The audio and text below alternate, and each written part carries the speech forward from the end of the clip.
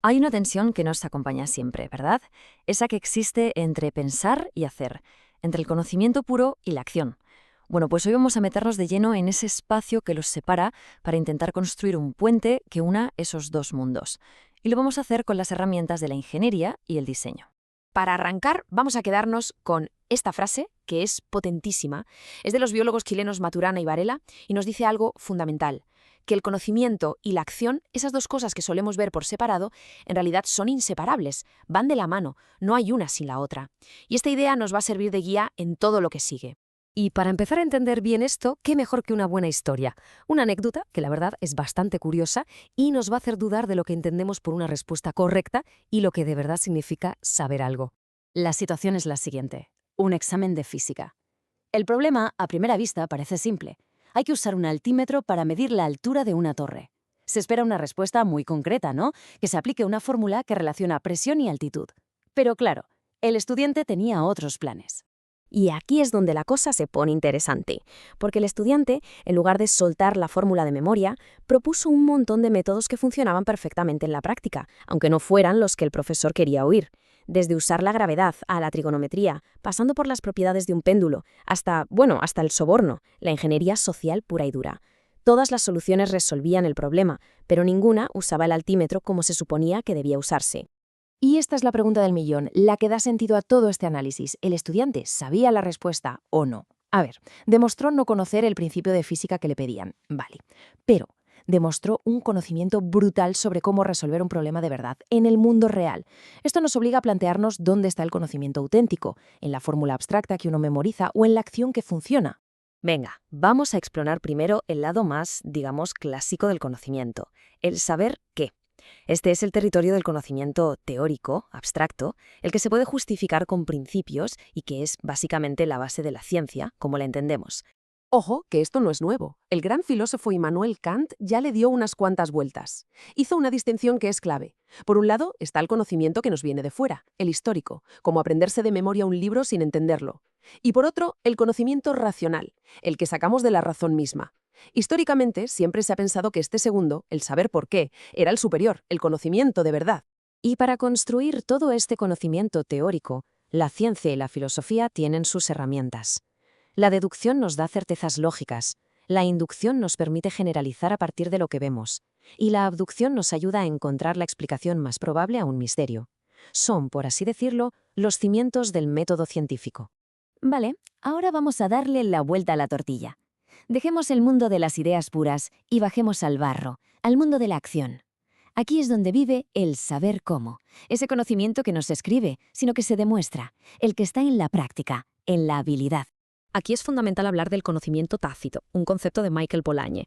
Es ese saber que se pilla haciendo ciencia más que adquiriendo reglas para hacerla. Es el conocimiento de un artesano, de un cirujano, de un deportista de élite. El conocimiento más importante que tienen no está en los libros, está en sus manos, en su intuición, en esa sabiduría que solo te da la experiencia y la repetición. Y esta distinción del filósofo Mario Bunge es que es genial. La técnica es el oficio de toda la vida, el conjunto de reglas para hacer algo como el cantero que sabía tallar la piedra. Pero la tecnología, eso es otra liga. La tecnología es esa misma técnica, pero con una inyección de conocimiento científico. Es la diferencia entre construir un acueducto, porque siempre se ha hecho así, y diseñarlo sabiendo de mecánica de fluidos. Y todo esto nos lleva, como no podía ser de otra manera, a la figura clave de esta historia, el ingeniero. El tecnólogo. Es la persona que está justo ahí, en medio, construyendo ese puente entre el mundo del saber qué y el del saber cómo. La clave de todo esto es la motivación. Como dice Bunge, un científico puro busca entender cómo funciona el universo por el simple placer de saberlo. El tecnólogo, en cambio, busca ese mismo conocimiento, sí, pero con un objetivo muy práctico: usarlo para crear algo, para transformar el mundo. Esto quiere decir que su mentalidad es pragmática por naturaleza. No le interesa la partícula elemental como un objeto de estudio en sí mismo, sino cómo puede usar esa partícula para fabricar un chip más rápido. Su meta es la utilidad, la aplicación real. Para un tecnólogo, el conocimiento es una herramienta, no un tesoro que guardar. Y el método de trabajo en este puente es un ciclo que no para nunca. Karl Popper lo resumió muy bien. Empezamos con un problema, proponemos una solución provisional y luego la ponemos a prueba de la forma más dura posible para encontrarle los fallos y eliminarlos. ¿Y de ese proceso qué sale? Pues un problema nuevo, pero más complejo, más interesante. Este ciclo es el motor que mueve tanto la ciencia como la tecnología. Y con esto llegamos ya al final del camino. Porque esta unión del saber y el hacer no solo sirve para arreglar los problemas que tenemos hoy. Lo más alucinante es que tiene el poder de diseñar, literalmente, la realidad en la que viviremos mañana. Esto nos lleva a ideas muy potentes, como el diseño de hiperentidades. ¿Qué es esto? Pues es ni más ni menos que diseñar con todo el rigor científico cosas que hoy nos suenan a ciencia ficción, pero que sabemos que son teóricamente posibles. Es la fusión definitiva del saber qué, lo que las leyes de la física nos permiten, con el saber cómo, que en este caso es la imaginación para concebir algo que no ha existido nunca. Y un ejemplo perfecto es la World Wide Web. Antes de que Tim Berners-Lee pudiera construirla, alguien como Ted Nelson tuvo que imaginar el concepto de hipertexto. La visión, el saber qué podría ser, es lo que dibuja el mapa. Luego vienen los constructores, los del saber cómo, y edifican el futuro sobre ese mapa. Y esta cita de Keynes, es que lo clava, es demoledora. La gente de acción, la que hace cosas, muchas veces se mueve dentro de un marco de ideas que fue creado por pensadores, por teóricos, a veces sin ni siquiera ser conscientes de ello. Las ideas abstractas al final tienen consecuencias muy, muy reales. Así que al final todo vuelve al principio.